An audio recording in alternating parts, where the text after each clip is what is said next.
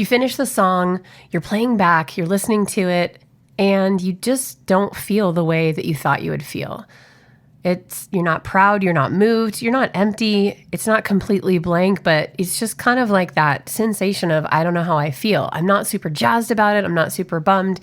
It's this blank spot within our emotion and our connection where you're just like, okay, well, I finished it, right? And so this episode is about why that happens and what to do about it.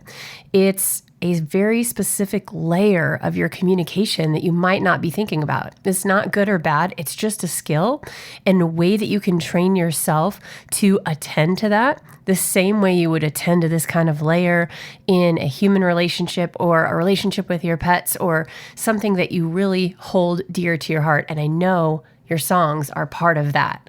If we haven't met, I'm EP Archer, and I help musicians and songwriters stop overthinking, break through blocks fast, and finally finish the music they start. If you've ever felt disconnected from your own music and you want to change that, this one is for you.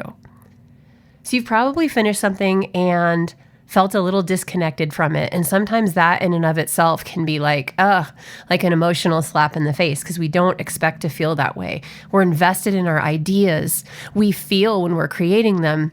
We get excited and sometimes we don't finish them because we're afraid of what might happen. Well, what if you do actually finish and then you feel disconnected? That can sometimes be that same core reason of why we don't finish, like the fear of judgment or putting it out there or what comes next or yikes, now I have to be a business person instead of a musician, that kind of thing. Now I've got to be a marketer instead of a songwriter. And sometimes we can get stuck in that. But when that moment comes, if there is a disconnect, there is a way to address that. There's a way to go back in the song, and that's exactly what I want to share with you.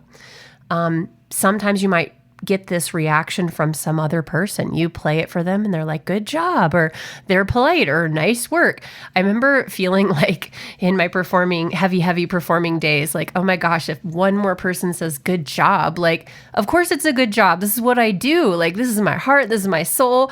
If it's not a good job, like, I need to quit. And I always teach my students how to give themselves and other people specific feedback. Like, instead of good job, it's like, wow, when you ascended in your range up to the upper octave on that violin solo, it created a lot of tension and some excitement when you resolved it. That's like a happy, excited reflection, but also has some musical critique in there, right? It's got a way of sounding it. I remember one time someone said, you're really out of tune. And I was really PO'd at the time. I was like, what? And I was so mad. And then I went home and I was like, got out my tuner and started like working with that. And I was like, okay, well, you know what I mean? And when I went to grad school, they're like, yeah, I work on your intonation. It was on the list, right? And I was like, dang, that guy that I got all mad about was right. And so, but that's a specific critique. That's not like good job or bad job, or I like your music, I don't like your music. Are you able to feel? And I think the songs that we love, no matter what genre they're from, no matter what time period or style, they make us feel something. And all that is connecting, right, to a deeper part of ourself. And so when you started this song, hopefully it was connecting to a deeper part of yourself. You can have a simple 4-chord progression that just wrecks you. And then you can write something with that same progression and be like, wait, I used the formula. I used the tool. Why isn't it wrecking me? And so I want to give you just a silly example. You're in a foreign country. You're somewhere where some people speak the language really, really well, and you don't speak the language as well as those native speakers. You're surrounded by these people. Somebody approaches you, says a whole bunch of things very eloquently. You're picking out words here and there, trying to decipher the meaning. And you're like, okay, this guy's communicating with me. And you're excited. And you're picking out words here and there. It's eloquent. It's beautiful. It's like a book. They smile. They walk away. You feel what? Disconnected. There was communication there. And it was probably really clear. Had you been in your native tongue, you'd have been like, yeah, vibing back and replying. Someone else at this same event comes up to you, makes eye contact, puts a hand on your shoulder, and says, hello. And And not only is that a word you know, but that eye contact, that feeling that you get is being understood, connecting with someone understanding your situation without saying anything about it. And that is the feeling we want to get with our music. There's so many examples of songs where you can just barely hear the intro, the Bach cello suite, where there's just a solo cello with notes and we start feeling right away. Right? And that's within a construct of classical music, but the feeling rings through.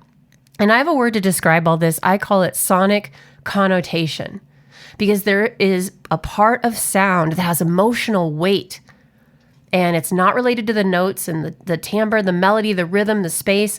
All of that have a sonic connotation. So what tone, what tempo, what way of expressing it? And what you can do is you can go back to these songs that you feel disconnected from and find a way back in. It might be the way that you're singing it, the way that you're playing your instrument. It might be the timbre of the instrument that you selected, right? You might go from electric to acoustic, or you might go from an edgy sound to a soft, reserved sound, and it might make all the difference. I've seen this recently a lot on social media where artists will, okay, I did this, and they'll post one version of a song, and then the second one they'll post, okay, but this one's different. And I often see, it's like half and half. It's the jury split. Half the people are like, I love the soft one. Half the people, I like the edgy one. And the point is, as an artist, as a songwriter, when you perform version A or version B, which one connects to how you really feel? And honestly, it might be different on different days. You might be having like the dark night of the soul, be down in the dumps, and that sweet, soft, introspective version is what works. You also might be super down and angry, and the edgy version is what feels. And I love that about how we can use covers and our own music to create this different emotion depending on where we are. What is the sonic connotation? What is that feeling behind it? So sonic connotation is the emotional content that lives in the sound. To me, it's the very first layer of how music speaks. One note can give you sonic connotation, one simple word in your lyric when you're thinking about that as opposed to everything else. And here's what most musicians miss. You don't control it consciously until you know it exists. You might be saying something amazing with your music, but you also might be saying things you don't intend, or saying nothing at all and becoming disconnected because you were focused on the form or the structure, getting it right, or that really cool lick, or making sure that the mix was good on the demo, instead of feeling it and allowing it to be felt. And live music is a great propagator of that. It forces us to be in the moment with other humans and sharing. And if you're not performing live, you can create that moment by working with others on a regular basis, by showing up and sharing your music in one way or another. So before you touch your instrument, before you open your mouth to sing, before you touch pen to paper, ask, what do I want to feel? What do I feel? And how do I want someone else to feel? And then work backwards. If you want to apply this today, take your latest unfinished work or finished work, take a piece of your work, your song, your riff, your melody, and listen to it, go through it, experience it, review it, write down 2 words that you felt when you listened to it, and then write down 2 words that you wanted people to feel when they hear it, and see if there's a disconnect, see if there's a gap that you can close. If 2 words aren't enough, write a book, write all the feelings, and then figure out how you are going to grab those feelings into that song, into that work. Is it going to be timbre? Is it tone? Is it just slowing down the tempo a bit? And be in your feelings. When you make music with intention, and when you listen to music that has been made that you love with intention, you stop listening defensively and with judgment. You become a communicator, someone who feels and can allow others to feel, not just a creator of music. So people stop saying, that's good, and they start saying, oh, that got me.